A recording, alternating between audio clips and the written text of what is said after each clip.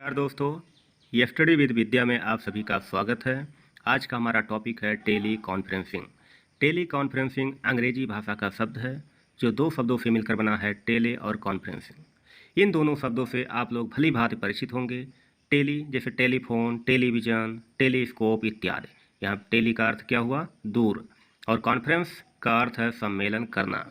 आप सभी लोग अपने फ़ोन से ऑडियो वीडियो कॉन्फ्रेंसिंग के माध्यम से अपने भाई बहन, दूर बैठे अपने भाई बहन, मित्रों इत्यादि से कॉन्फ्रेंस पे बात किए होंगे, उनका हालचाल लिए होंगे। इस प्रकार टेली कम्युनिकेशन, टेली कॉन्फ्रेंसिंग दूर दूर स्थित व्यक्तियों को सम्मेलन कराने को व्यक्त करता है।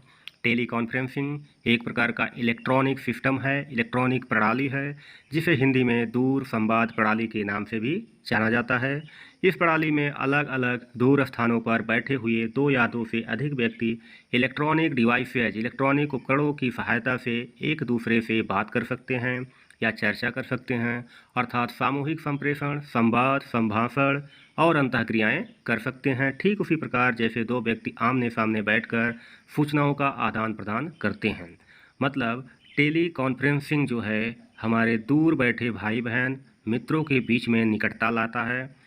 ठीक है, जिसका इस्तेमाल करते करके हम सभी एक दूसरे से कभी भी जुड़ सकते हैं। सिर्फ आवश्यकता है एक इलेक्ट्रॉनिक डिवाइस की, जैसे एंड्रॉयड फ़ोन या लैपटॉप, और दूसरा इंटरनेट कनेक्शन। बात करते हैं टाइप्स ऑफ कॉन्फ्रेंसिंग की, यानी कॉन्फ्रेंसिंग के, टेली कॉन्फ्रेंसिंग के प्रकार। तो audio conferencing, video conferencing, computer conferencing, तीन टाइप के टेली कॉन्फ्रेंसिंग होते हैं। ऑडियो कॉन्फ्रेंसिंग को हिंदी में श्रव्य कॉन्फ्रेंसिंग कहते हैं, और वीडियो कॉन्फ्रेंसिंग को दृश्य कॉन्फ्रेंसिंग, और कंप्यूटर कॉन्फ्रेंसिंग को कंप्यूटर कॉन्फ्रेंसिंग ही कहते हैं। बात करते हैं ऑडियो कॉन्फ्रेंसिंग की, तो इसमें केवल ऑडियो के माध्यम से, यानी बातचीत और सिर्फ आवाज़ के माध्यम से अपने विचारों का आदान प्रदान किया जाता है। यह टेली कॉन्फ्रेंसिंग का सबसे सरल एवं प्रचलित रूप है। इसमें दो या दो से अधिक व्यक्तियों के बीच संवाद स्थापित करने हेतु टेलीफोन का प्रयोग किया जाता है। प्रयोग में लाए गए श्रव्य उपकरण अर्थात ऑडियो डिवाइसेज साधारण प्रकार के होते हैं, जैसे हैंड हेल्ड सेट, सिर set, speaker phone, radio telephone etcetera. बात करते हैं वीडियो कॉन्फ्रेंसिंग की, तो यह ऑडियो कॉन्फ्रेंसिंग से अधिक लाभदायक एवं एक प्रभावशाली सिस्टम है।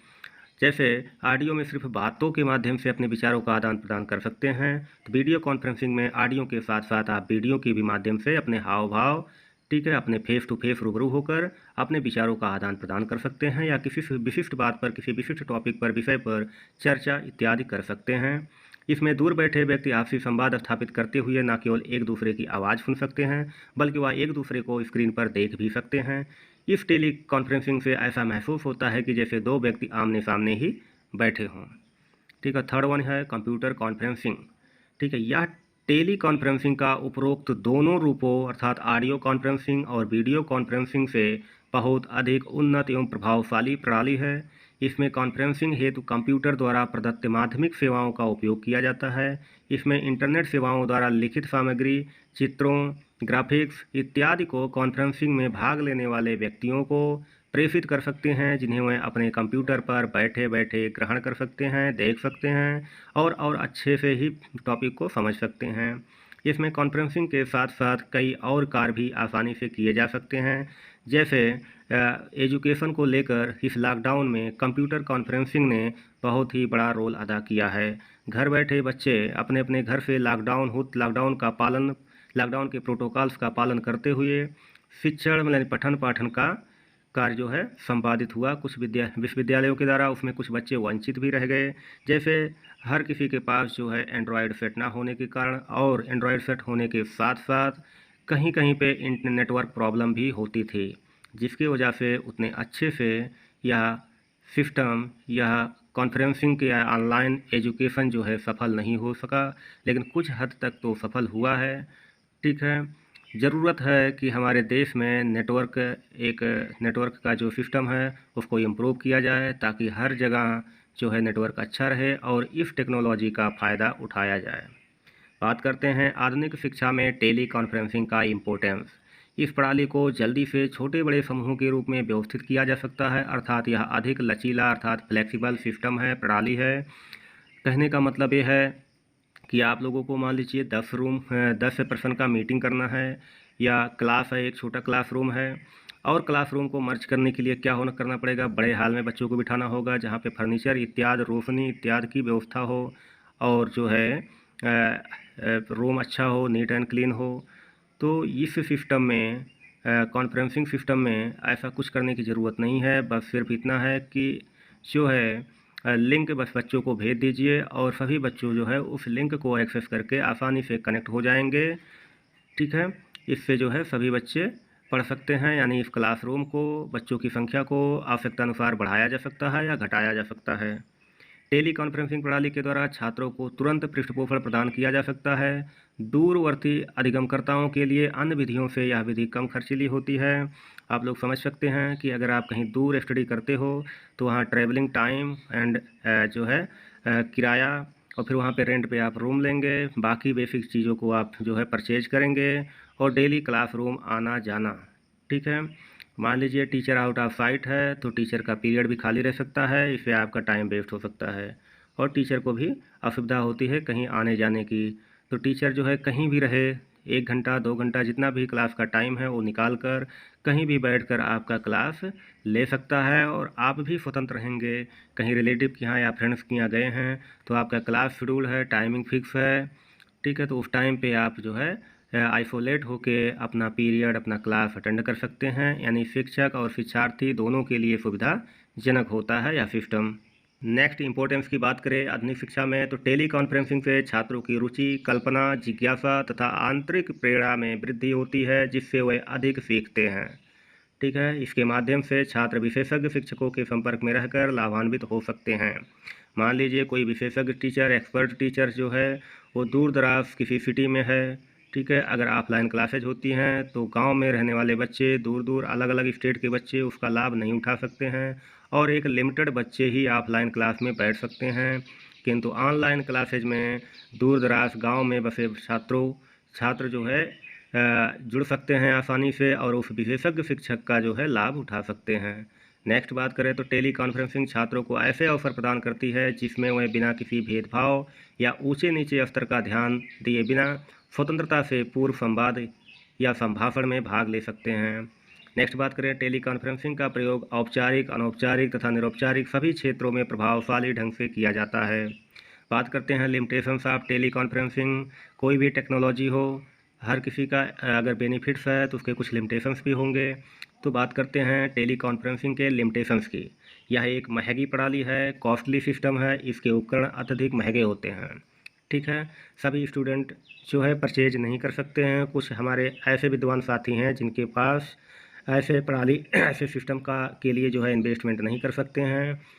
तो टेली कॉन्फ्रेंसिंग के इस्तेमाल के लिए कुछ स्पेशल नॉलेज और प्रशिक्षण की नीड होती है।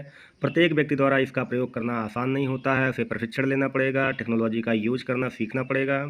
सभी विद्यालयों में इसे उपलब्ध करवा पाना बहुत कठिन है। अब देख लीजिए, महंगी प्रणाली है, ठीक है, और दूसरा क्या है, इसके उपयोग के लिए विशिष्ट ज्ञान और प्रशिक्षण की नीड होती है। आप विशिष्ट ज्ञान और प्रशिक्षण दे भी दिए, ठीक है, तो यह सभी विद्यालयों में उपलब्ध करवा पाना बहुत कठिन है। हमारा पॉपुलेशन बहुत बड़ा है, इस पर बहुत अच्छा खासा बजट आएगा। सभी सुदूर स्थानों पर अच्छा नेटवर्क ना मौजूद होने के कारण इसका इस्तेमाल करना आसान नहीं है। सबसे बड़ी प्रॉब्लम है नेटवर्क की। ठीक है, आप लोग इसको फेस करते होंगे। किसी के यहाँ नेटवर्क अच्छा रहता है तो किसी के यहाँ नहीं रहता है। यहाँ तक नेटवर्क इतना ख़राब है, कहीं कहीं पे बात करना मुश्किल हो जाता है। उनको कहीं नेटवर्क, जहाँ पे नेटवर्क होता है ऐसे प्लेसेज पे जाके बात करना होता है। ठीक है, तो ये सारी समस्याएं हैं हमारे देश में। सबसे बड़ा समस्या नेटवर्क का है, इसको इम्प्रूव करना चाहिए गवर्नमेंट को, और जो प्राइवेट एजेंसीज हैं, प्राइवेट कंपनीज हैं, इन सबको मिलकर इस समस्या को निपटाना चाहिए, सॉल्व करना चाहिए। उसके बाद जो है धीरे धीरे इन चीज़ों को लागू करना चाहिए। आने वाले टाइम में ऐसा प्रतीत हो रहा है कि कॉलेज या विद्यालय जाने की आवश्यकता नहीं होगी।